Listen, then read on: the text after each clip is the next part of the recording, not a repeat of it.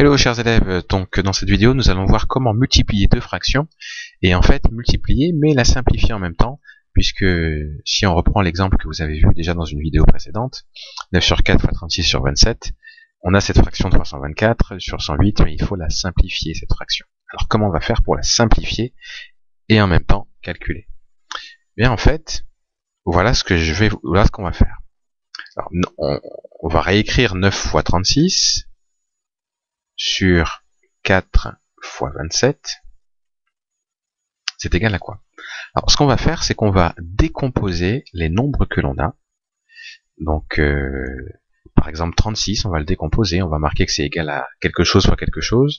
Le 27 aussi, on peut le décomposer, c'est égal à quelque chose soit quelque chose. Et vous allez voir ce qu'on va faire après. Alors, je réécris mon 9 fois, alors 36 c'est quoi fois quoi? 36 c'est 9 fois 4. Donc j'écris 9 fois 4. Je décompose mon 36 en 9 fois 4. Sur, alors 4 fois 27, c'est quoi? Ben c'est 9 fois 3. Voilà, 9 fois 3. Alors ici, qu'est-ce que vous constatez?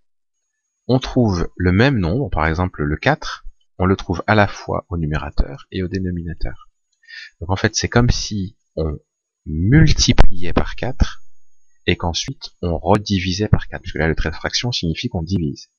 Mais quand on multiplie par 4 et qu'on redivise par 4, c'est comme si on n'avait rien fait. Je vous donne un exemple.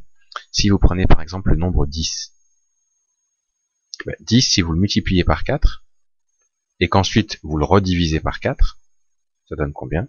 10 fois 4 ça fait 40, et 40 divisé par 4, ça donne 10. Donc vous voyez, multiplier par 4 ou diviser par 4, ben ça change rien, c'est comme si on n'avait rien fait. Donc on pouvait marquer 10 directement si vous voulez. Donc on pouvait en quelque sorte barrer les 4. Mais là c'est la même chose. Comme ici on multiplie par 4 et qu'on divise par 4, c'est comme si les 4 ne servaient absolument à rien. Donc on les barre. Ensuite, autre situation. Là on a un 9. Donc on multiplie par 9 et on redivise par 9. Ben, c'est le même principe. C'est comme si les 9 ne servaient à rien. Donc on les barre. Et là, qu'est-ce qu'il nous reste? 9 divisé par 3. On peut peut-être l'écrire. 9 divisé par 3. Et 9 divisé par 3, eh ben ça fait 3. Donc vous voyez que là, j'ai réussi à simplifier en calculant en même temps. Alors, je vais vous donner un autre exemple, si jamais tout ça, c'est pas encore bien clair. Alors 8 fois 17 fois 3 sur 24 fois 34. Alors donc l'idée c'est de décomposer les nombres que l'on peut décomposer et de faire apparaître le même nombre en haut et en bas, au numérateur et au dénominateur. Alors là vous voyez il y a des grands nombres en bas, donc on va peut-être essayer de les modifier cela. 24 on peut dire que c'est quoi fois quoi? 24 c'est 8 fois 3. 34 c'est quoi? 34 c'est 17 fois 2. Bon, qu'est-ce qu'on constate?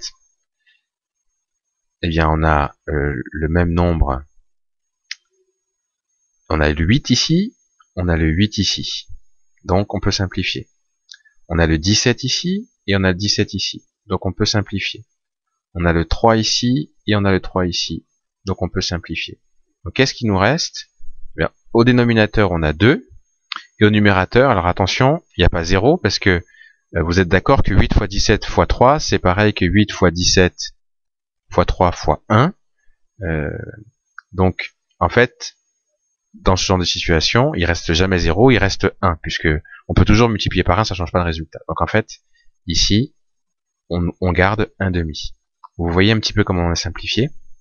On a juste décomposé les nombres, et on a barré ceux qui étaient les mêmes en haut et en bas au numérateur et au dénominateur.